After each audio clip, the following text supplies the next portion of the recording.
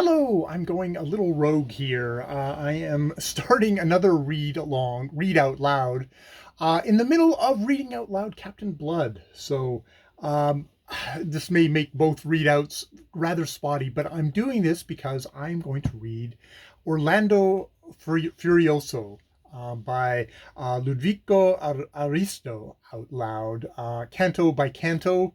Hopefully, we'll see. They're kind of long.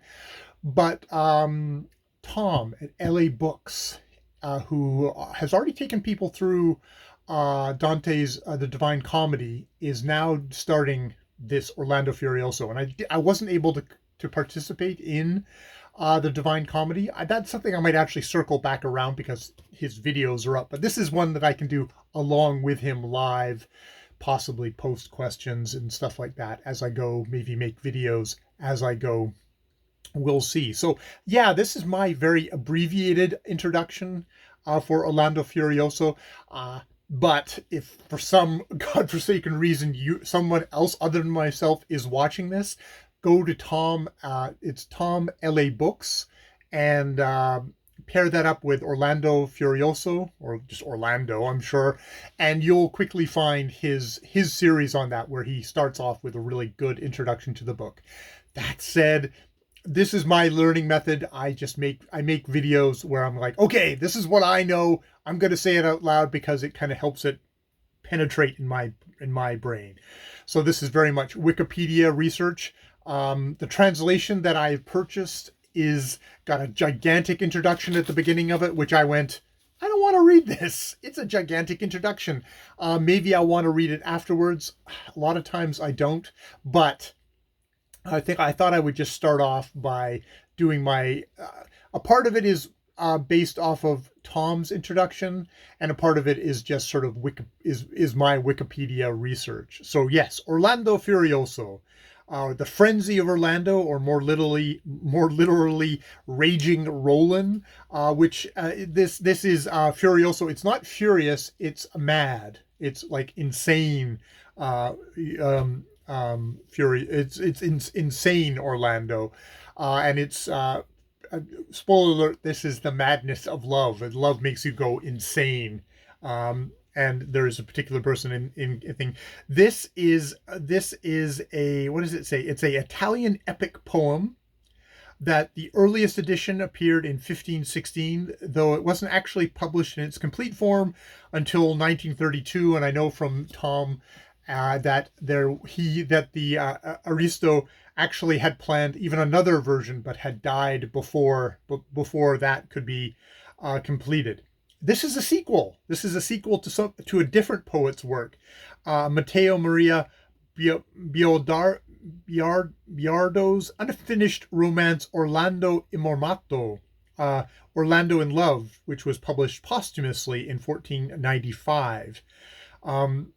It shares some features with kind of the old French chanson de Roland of the 11th century, which tells the death of Roland. That's like it's a chivalric. It's a story of chivalry and a chivalric kind of romance. That kind of story. Which, yeah. So yes. So and what we know about Aristo is he had to kind of cut short his education to help support his family. He wrote this poem when he started writing this poem when he was 19, in his about 32 years of age. This is one of the longest poems in Europe. In the European tradition. It's an epic poem of 46 cantos.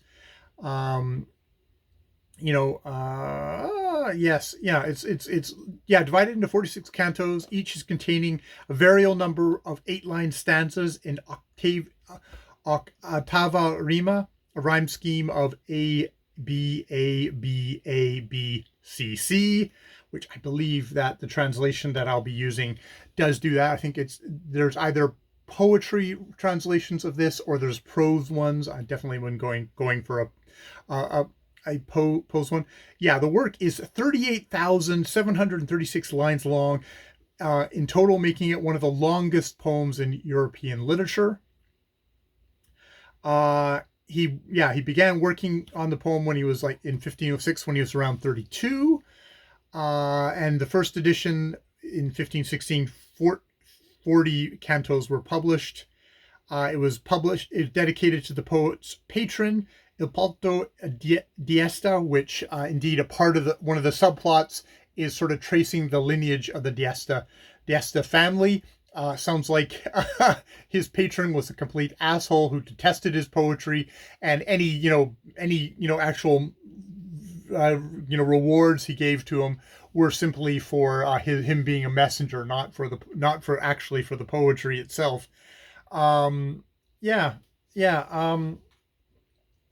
So it became a bestseller. Tons and tons of translations. First English translation by John Harrington was published in 1591 at the behest of Queen Elizabeth I, who reportedly banned Harrington from the court until the translation was complete. Yeah, this is me reading off of Wikipedia here, so there's that. It's apparently had a lot of influence. The one that probably is, there's an influence on Edmund Spenser's The Epic The Fairy Queen, which I've never read. William Shakespeare's Much Ado About Nothing takes one of its plots. Hero Claudio Don John from Orlando Furioso, probably via Spenser or Bandello. But the one that I actually find the most interesting is Orlando Furioso is mentioned among the romances in Don Quixote. And among the interpolated stories within Don Quixote is a retelling of a tale from Canto 43 regarding a man who tests the fidelity of his wife. So there's a couple of ways that that's interesting. I assume that if it's one of the romances in Don Quixote, at the beginning they go through Don Quixote's library and find all these chivalric romances that have said to kind of deranged his mind.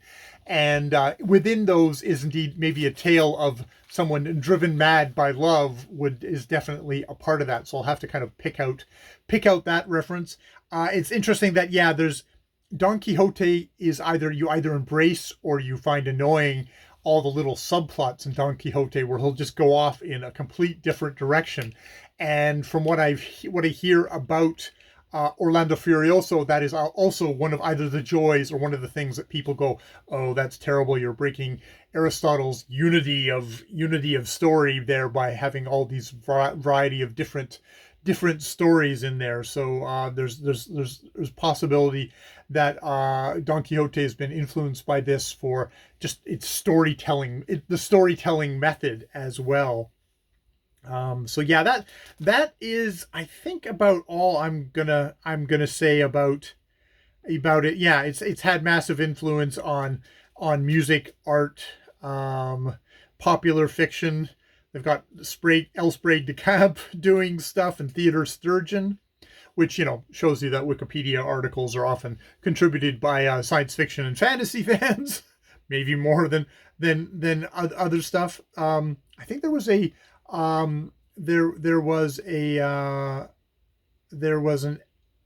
also a reference to Lampudessa, not to Lampudessa, the island that Lampudessa, the author of the I'll jump off that bridge when I get to it. So yeah, I think that's my very half-assed kind of introduction to it. There's a note in Ludvico's Aristo's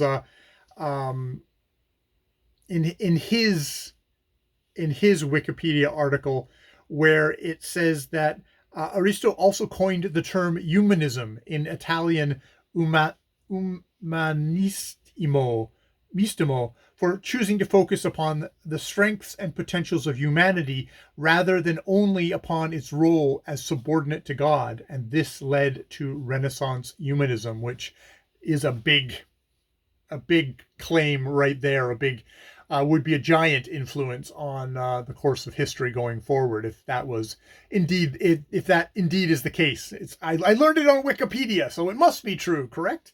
So yeah, I'm gonna read at least the first canto here now. I'm gonna at least try and get all of the first canto done, and we'll go from there. All right. I've been Jay. Furious. More videos later.